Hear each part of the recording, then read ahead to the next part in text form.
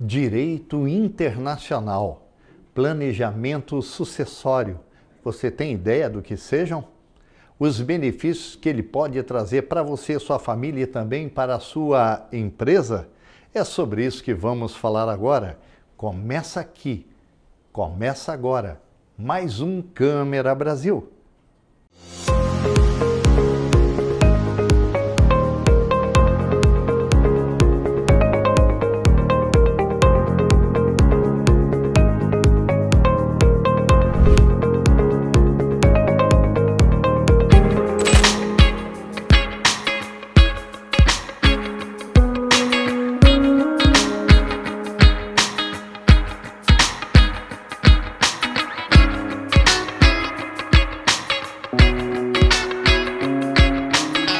Olá, doutor, tudo bem? Tudo bem?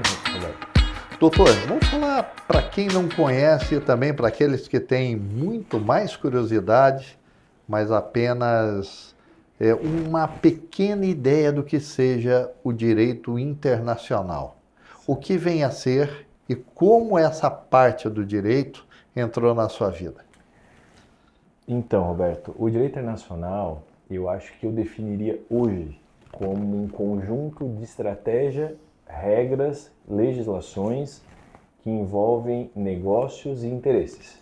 Então, exemplo, se um empresário, um cliente quer fazer uma estruturação jurídica internacional, seja nos Estados Unidos, seja no Panamá, que são locais que a gente tem apoio, que tem estrutura jurídica lá para oferecer esse suporte, né, estrutural para o cliente, a gente tem que entender o local que ele quer fazer essa estruturação, o local que ele quer, obviamente, abrir sua empresa ou abrir sua filial e, com base nisso, oferecer a solução adequada. Então, a gente hoje faz um trabalho que inicia aqui no Brasil, aqui no nosso escritório, onde a gente evidencia o problema do cliente ou o objetivo do cliente e, com base nesse objetivo, a gente vai fazer um mapeamento de quais serão os países que ele poderia fazer essa estruturação, se ele deve ou não fazer, e quais são as melhores opções. E respondendo a tua segunda pergunta, como o direito internacional entrou na minha vida, eu falo aqui no escritório sempre que uma frase que a minha avó falava, que é a seguinte: nunca fale besteira, que sempre tem um anjo que diz amém. Então eu sempre digo assim, cada um com a sua religião, né? Uns vão dizer, não peça para o universo que o universo não possa te dar. Outros, conforme a minha avó, que era católica, falava, não peça algo que o anjo diz amém. E eu, usando as duas frases que fazem parte da minha vida, eu te digo, eu sempre quis isso. Eu sempre quis e sempre sonhei com isso. Em advogar, em trabalhar com contratos internacionais, em poder oferecer informação e estratégia para os meus clientes. E hoje eu vivo, talvez, o melhor momento da minha carreira profissional e da minha vida como advogado, porque realmente eu estou fazendo aquilo que eu sempre sonhei, que é ajudar e estruturar empresas a crescerem com segurança, solidez, ética e transparência. Sabemos que o senhor também tem como formação história. E o que a história, essa formação, lhe contribui para utilizar dentro do direito internacional? Ajuda? Roberto, eu vou te falar que a vida da gente ela é feita de ciclos, e esses ciclos nos moldam para ser quem a gente é hoje. Então, a minha formação em história, ela aconteceu não por eu querer naquele momento, mas hoje eu vejo quão ela foi importante, porque eu precisava fazer a faculdade de Direito, que era o meu sonho. Meu pai enfrentava alguns problemas financeiros à época, e eu disse, não, eu vou ter que me virar, vou ter que pagar minha faculdade. Então, eu fazia Direito todos os dias e fazia História em regime especial no final de semana. E fazendo o curso de História, eu dava aula de História para o ensino fundamental e médio, e dei aula durante toda a minha faculdade para pagar o curso de Direito e, obviamente, pagava de História também.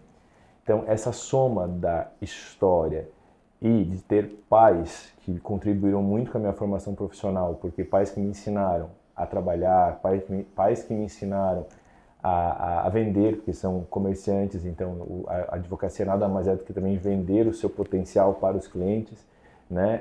Me ensinaram a dar valor para o dia a dia, para o dinheiro, para o trabalho, né? E eu acho que isso constrói o ser humano. Então, essa coisa de ter um pai que estava passando por dificuldades, que eu tinha que me virar, fazer 2 faculdades, me formar em História, fazer o curso de Direito, tudo isso contribuiu para que esse Matheus, que hoje tem um escritório com 30 advogados, que tem sede em quatro cidades, em vários países, fosse esse Matheus de hoje, que é essa soma de estudos, dificuldades e superações, que é isso que eu exponho e trago como solução para o cliente. As estratégias para que os problemas sejam transformados em soluções. Doutor, o senhor atua em escritórios espalhados por diferentes partes do mundo. Que tipo de demanda tem crescido mais nesse cenário internacional? Roberto, o cenário internacional ele nunca esteve tão conectado como ele está agora. Então a gente não tem mais como falar em direito empresarial se eu não entender de direito internacional. A não ser que tu queira atender somente micro e pequenas empresas que não tem qualquer relação com o mundo e que acaba tendo, porque a gente obviamente é refém de regras internacionais, de tarifas internacionais, como a gente tem visto nos últimos meses, e obviamente que todo mundo é afetado por isso. Então, quem trabalha com direito empresarial, hoje, é uma obrigatoriedade entender um pouco de direito internacional pela conexão que nós temos hoje com o mundo. Mas, mais que isso, as áreas que mais têm crescido quando a gente fala em advogar no exterior, em dar opções e estratégias para clientes no exterior, seja para importação, exportação, seja para qualquer outra área como investimentos, são direito societário internacional, estruturações jurídicas internacionais, regras de importação e exportação, questões de visto, né, aonde é mais interessante abrir a empresa, ou a questão de direito tributário internacional, até porque nós estamos aí às vésperas da reforma tributária, que vai ter um impacto gigantesco em diversos setores empresariais no Brasil. Então, tu apresentar estruturas jurídicas societárias internacionais com segurança, com transparência, proteção patrimonial através de holdings nacionais ou internacionais, todos esses aspectos, todos esses temas têm crescido muito nos últimos anos e eu acho que o advogado que trabalha com direito internacional, obrigatoriamente, se ele quiser ter sucesso, ele tem que entender dessas áreas que eu acabei de citar. O que caracteriza uma assessoria jurídica preventiva e estratégica no âmbito do direito internacional? O advogado que entende e o cliente que entende que a prevenção é mais barata do que a organização posterior, ele entende que a prevenção ela é muito importante, porque a prevenção te previne, obviamente, né? Ela traz para antes todos os problemas que você teria no futuro. Então, quando você faz uma advocacia preventiva internacional, você vai dizer para o cliente, olha, esse país, a tua tributação é mais alta que esse país, o registro da tua empresa vai demorar mais que esse país, a abertura da conta no banco demora de 3 a 6 meses, enquanto nesse é de um dia para o outro, nesse a transferência de valores internacionais é mais complexa, nesse você tem um pouco mais de flexibilidade, porém não é um país tão bem aceito no mundo do comércio, da internacionalização. Então, você mapeia e você entrega para o cliente as soluções. E, obviamente, quem decide é ele sobre qual investimento ele quer fazer, onde ele quer fazer e como ele quer fazer. Mas prevenção é você apresentar soluções, riscos e benefícios. Em tempos de globalização, quais são os principais riscos legais enfrentados por empresas e investidores também, que atuam fora do país? Hoje, o maior risco que o empresário ou o investidor corre é tentar fazer essa internacionalização sozinho ou com uma assessoria que não corresponde às expectativas. Por quê? A assessoria jurídica, que ela corresponde ao objetivo do cliente, é aquela que já tem uma estruturação jurídica internacional, e entende que para qualquer empresa ser aberta em determinado país, você tem que entender a legislação do país, como funcionam as questões administrativas. Exemplo, temos países que, diferente do Brasil, a abertura das empresas não são feitas pelo contador, elas são feitas pelo advogado. Somente o registro lá na ponta é feito pelo contador. Mas, será que o empresário que vai fazer sozinho, sem uma assessoria jurídica inteligente, com conhecimento técnico, vai saber disso? Provavelmente não. O que ele vai fazer? Vai fazer errado. Aquela estruturação que demoraria 1, 2 meses, vai demorar 1 ano. Ele vai ter 1 ano de atraso no planejamento dele, 1 ano de custos elevados, coisas que ele não teria se ele tivesse uma estruturação jurídica inteligente e que conhecesse, obviamente, os locais que ele tem interesse de investir. Porque é mais vantajoso buscar uma assessoria preventiva do que agir apenas quando o problema já aconteceu? Seria mais ou menos isso. Perfeito, é sobre isso. Pode citar algum exemplo prático em que a atuação preventiva evitou grandes prejuízos? Sim, a gente tem aqui no escritório, inclusive, um caso muito interessante de um grupo de empresários que gostaria de fazer investimentos internacionais, acabou fazendo em determinado país, nessa época nós não atendíamos eles ainda, e eles não conseguiram abrir a conta no banco. Então, eles abriram a estrutura jurídica, ficaram aguardando. Aí, quando foi passar no compliance do banco, o banco não aprovou, eles já tinham gasto com estruturação jurídica, já tinham pensado, alugado, por exemplo, galpões para a estruturação deles de importação e exportação e não conseguiram abrir a conta. 6 meses de tentativa e nada. Nos procuraram, a gente identificou qual era o objetivo deles, qual era os países que mais se enquadravam dentro dessa necessidade, dessa possibilidade, e a gente conseguiu fazer toda essa estruturação para eles em menos de 1 mês. Falando de estratégia e diferencial internacional, como o trabalho de um escritório com presença internacional facilita as negociações e a proteção jurídica de clientes globais? Eu vou falar da minha experiência, né, e peço a liberdade de quem está me assistindo, que obviamente pode ter advogados que estão agora me acompanhando e podem ter estruturas em outros locais, né? Eu falo do meu caso específico. O meu escritório hoje, a gente tem a sede aqui em Florianópolis, temos uma filial em São Paulo e temos unidades de atendimento em Boston e no Panamá.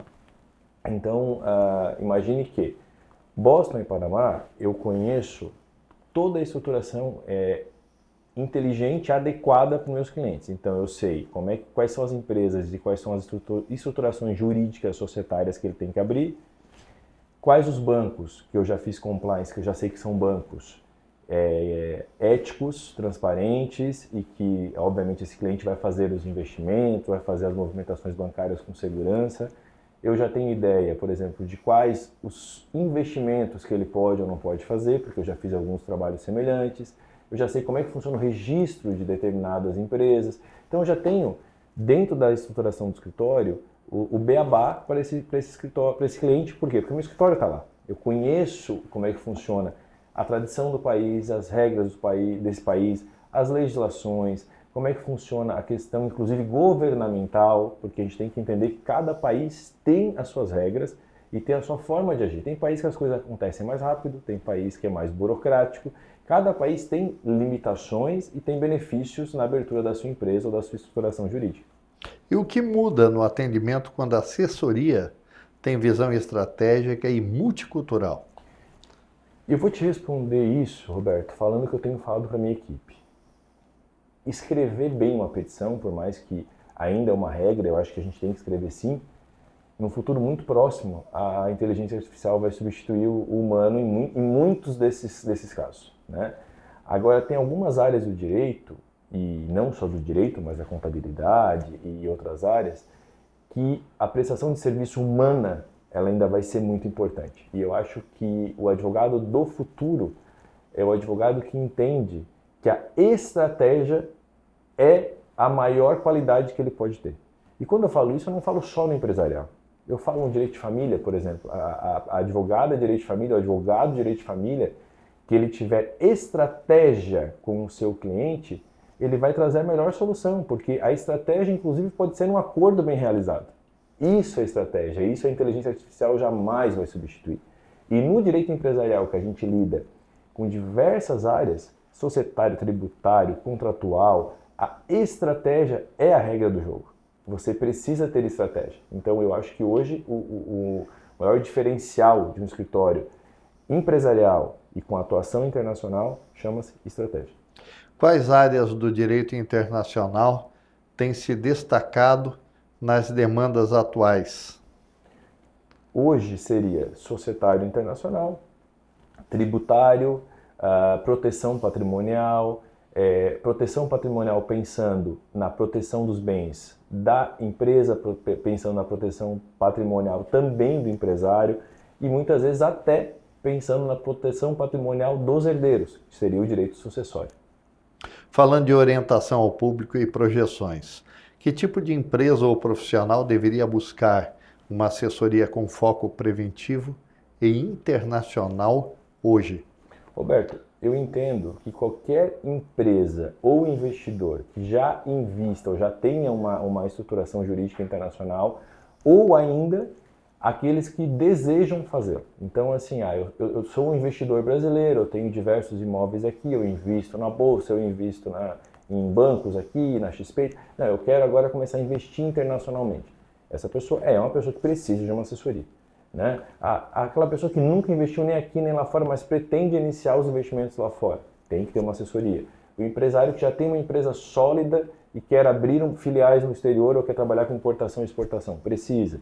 Ou até mesmo o empresário que, mesmo pequeno, tem objetivos de internacionalização. Todas essas pessoas são possíveis clientes e possíveis necessidades inertes a isso, que obviamente precisa de uma assessoria jurídica com um foco internacional e com experiência internacional. Como o senhor enxerga o futuro do direito internacional diante das novas tecnologias e também do avanço dos negócios digitais? Como eu falei agora há pouco, o direito, assim como o mundo, está muito conectado. Então, exemplo, eu tenho cliente hoje que compra da China. Eu preciso conhecer a legislação da China, conhecer as regras da China, para eu entender, por exemplo, como já aconteceu, de meu cliente ter comprado de um fornecedor da China e a mercadoria não ter chego. Como é que eu faço? Eu ingresso com a ação aqui? Eu tenho algo para fazer lá? Como é que está esse contrato? Onde é que está dito no contrato onde é que a ação vai ser ingressada? Tudo isso é preventivo. Tudo isso a gente tem que pensar antes da compra ser realizada.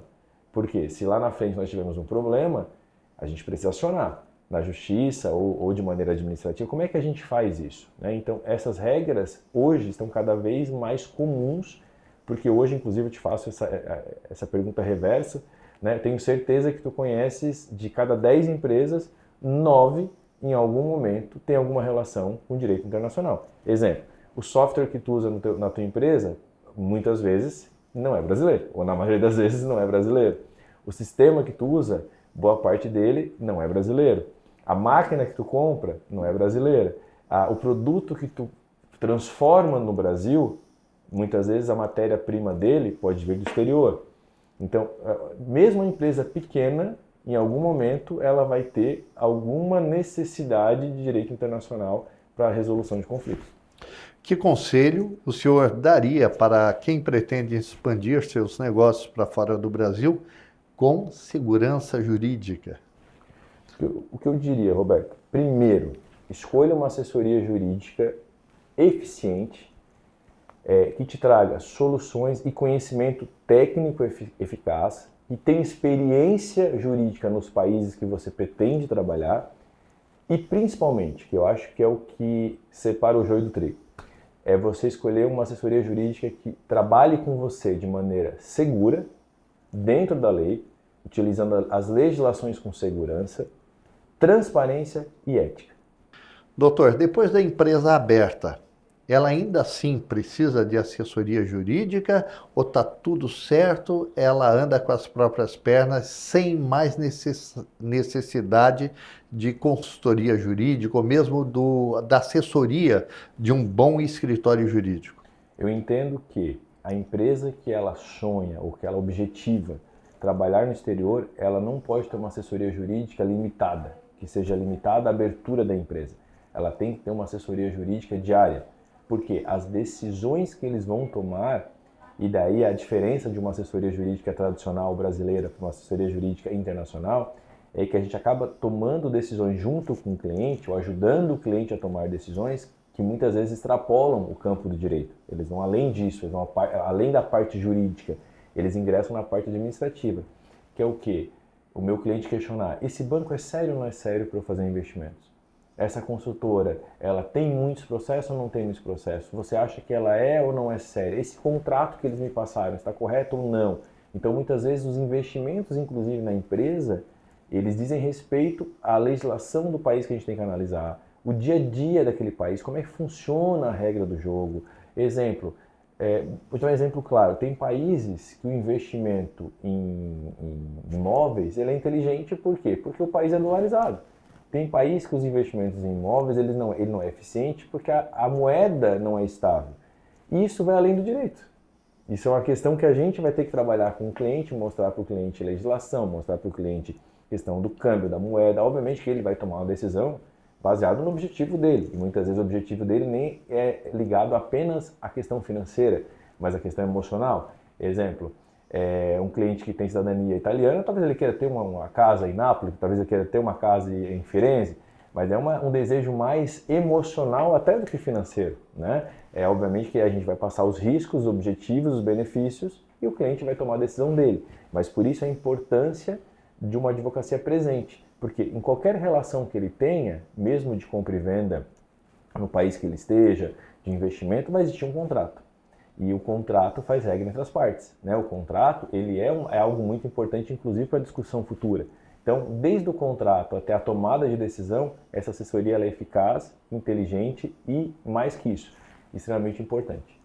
Doutor, sabemos que o seu escritório ele atende diversas especialidades. Uhum. Uma delas, creio eu, significa também o planejamento sucessório. Para quem não sabe o que ele significa, o senhor poderia dizer também sobre os benefícios dessa antecipação fazendo um planejamento? Sim. O nosso escritório hoje, Roberto, ele é um escritório full service empresarial. A gente trabalha com toda a estruturação e estratégia que o empresário necessita no dia a dia dele. E essa estratégia, muitas vezes, ela vai além da empresa. Ela estende aos filhos, à esposa, aos filhos que ele tem com a primeira esposa, com a segunda. Então, a gente tem que fazer um planejamento que contemple também todo esse suor que esse empresário teve durante a vida para que aquela empresa que hoje está dando lucro, que hoje muitas vezes tem lá 100, 200 funcionários, que na verdade são 100, 200 famílias, né, que ele acaba ajudando, mas que ele também tem uma história na vida dele de suor e de conquistas, né, e ele precisa deixar isso organizado, porque a gente sabe, a gente vê isso na prática, a gente vê aqui no escritório casos que chega a dar pena da situação que as famílias se encontram depois do falecimento, por exemplo, do patriarca, né? A gente vê muitas vezes ali o empresário que era o patriarca falecer e fica aquela guerra jurídica durante anos. Essa guerra jurídica, muitas vezes, ela vai além do patrimônio relacionado a bens. Ela vai, inclusive, relacionada à empresa.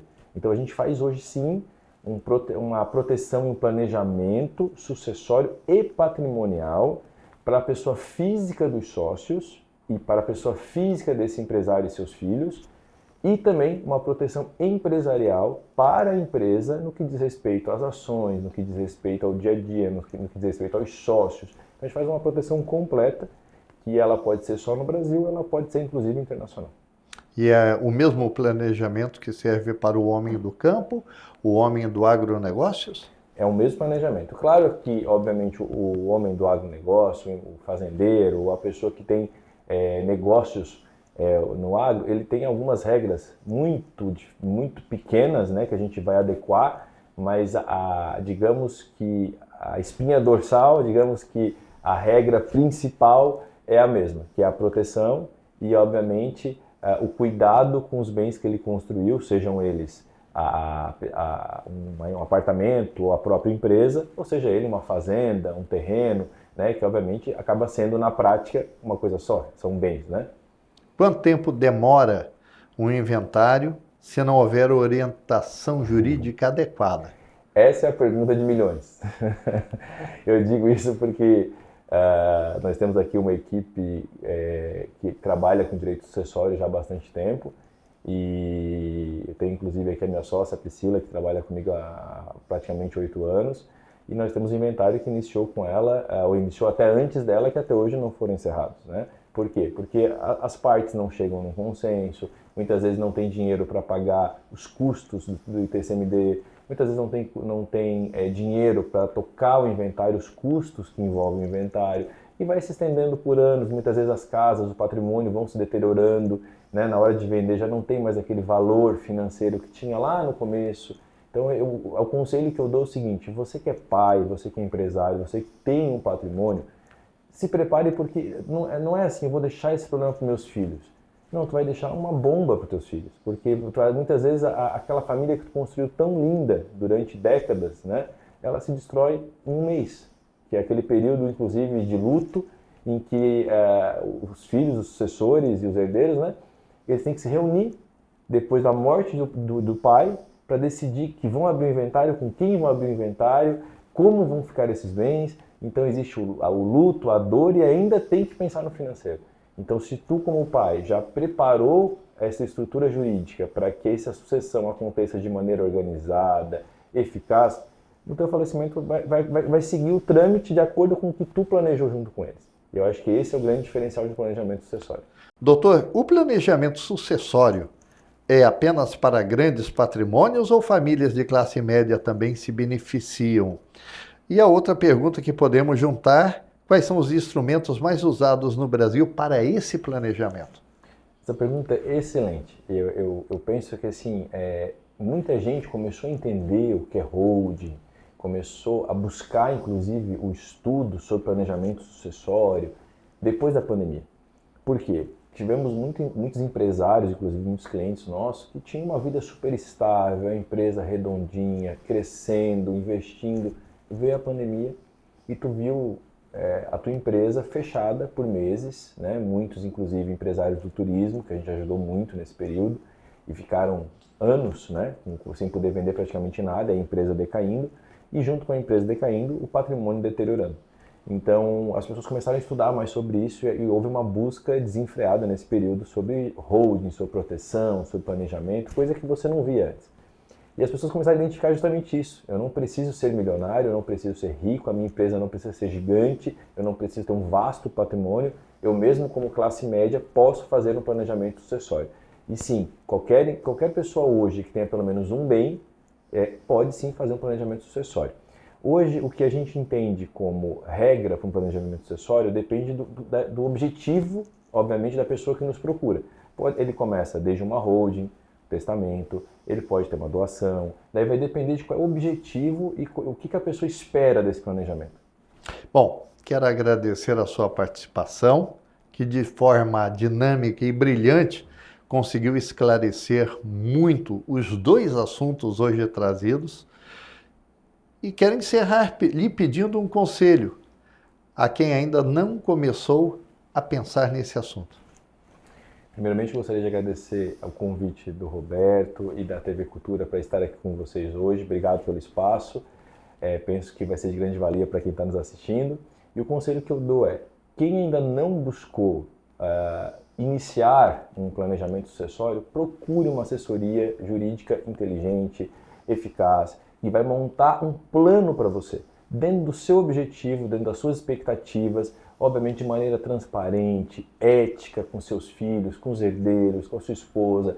Monte esse planejamento que você vai estar evitando problemas futuros, inclusive talvez no momento que você nem esteja mais aqui para resolver. Obrigado, doutor.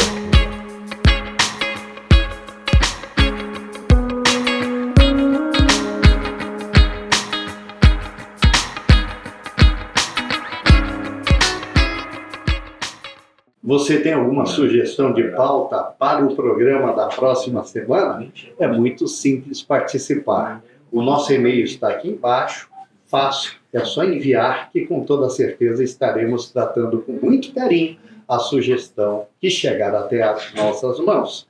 Ficamos por aqui, um grande abraço e até o nosso próximo encontro.